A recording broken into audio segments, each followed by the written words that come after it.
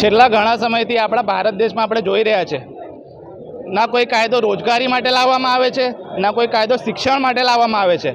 માત્ર કાયદાઓ ધર્મ બાબતે જ લાવવામાં આવી રહ્યા છે. પહેલાં શરૂઆતમાં વાત આવે તો ટ્રિપલ તલાકનો કાયદો હોય, વકફ એક્ટ હોય, ને હમણાં યુસીસી. એક મીડિયાવાળા ભાઈએ હમણાં એવું કીધું કે હજુ બાળકનો જન્મ નહીં થયો અને એના પહેલાં જ તમે એનું નામ આપવા માટે ભેગા થયા છો.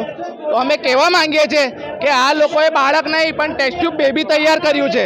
એ ટેસ્ટ ટ્યુબ બેબી આવવાનું ડિસાઇડેડ છે, કારણ કે જે રીતે એમને વકફ એક્ટ પોતાની મેજોરિટીની સીટોથી લાગુ કર્યો છે. અમને 100% ધ્યાન છે કે આ યુસીસીનો કાયદો જેના માટે લોકોનો અભિપ્રાય લેવામાં આવે છે, અભિપ્રાય તો લાખો કરોડો વકફના વિરોધમાં પણ લોકોએ આપેલા, પરંતુ તે લોકોએ પોતાની મેજોરિટીની સીટોથી આ કાયદો પાસ કર્યો છે. આ જ રીતે અમને ચોક્કસ ધ્યાન છે કે યુસીસીનો કાયદો પણ આ લોકો મેજોરિટીથી પાસ કરશે. માત્ર લોકોના અભિપ્રાય લઈને એમને ઉલ્લુ બનાવવા શા માટે આવે છે? જો તમારે લાગુ જ કરો તો ડાયરેક્ટ લાગુ કરી દો. લોકોની ભાવનાઓ સાથે કેમ ખિલવાડ કરવામાં આવે છે? આજે જે રીતે તમે ઇન્ડિયા ગેટ પર જઈને જોશો તો ત્યાં કેટલા મુસ્લિમ નામો છે શહીદોના, દેશ માટે કેટલા લોકો શહીદ થયા છે એ તમે જુઓ તો તમને ખબર પડશે કે મુસ્લિમોએ કેટલું બલિદાન આપ્યું છે.